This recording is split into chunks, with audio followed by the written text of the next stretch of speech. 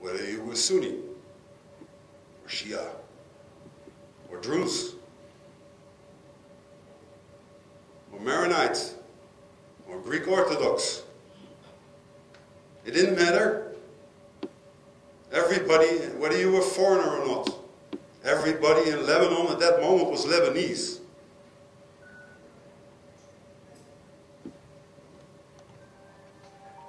In the Middle East,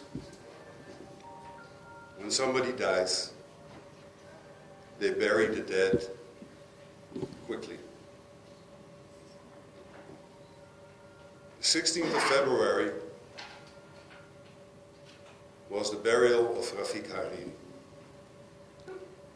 The scenes that we saw with his sons carrying his coffin to his last resting place are scenes I will never forget. It was so moving to see that happening, to see his wife and his daughter having to suffer this.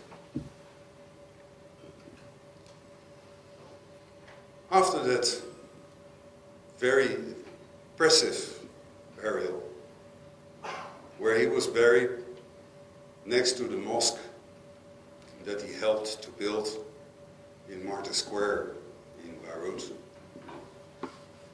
next to, of all names, the Virgin Megastore, because that's Lebanon in contrast, something started growing.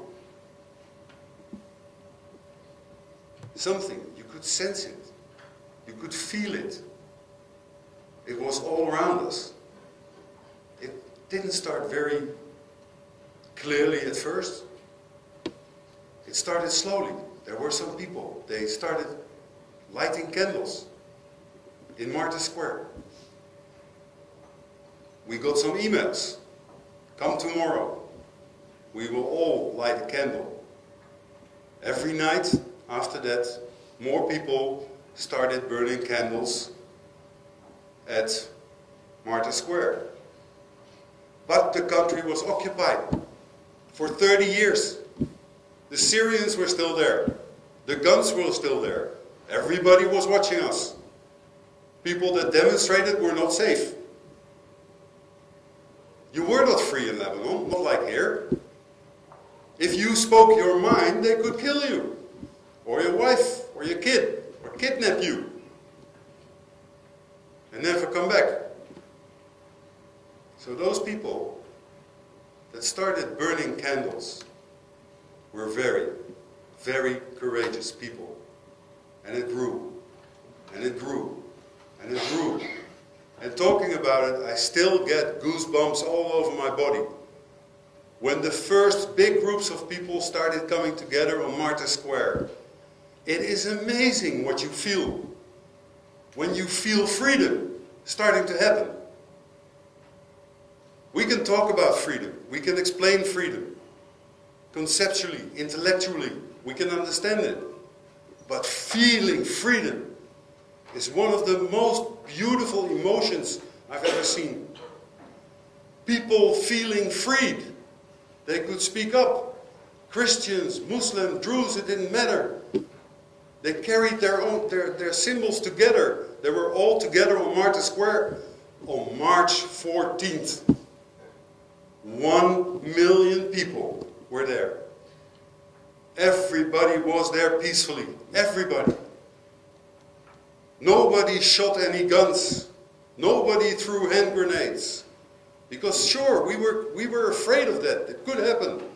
If you want to create a riot, throw one hand grenade between 1 million people and you have a stampede. We closed the brewery, of course. I didn't want to stay open. I couldn't stay open. No. My people, they all wanted to go. My secretary, 50 years old, never ever demonstrated in her whole life before. Never. She was a Maronite.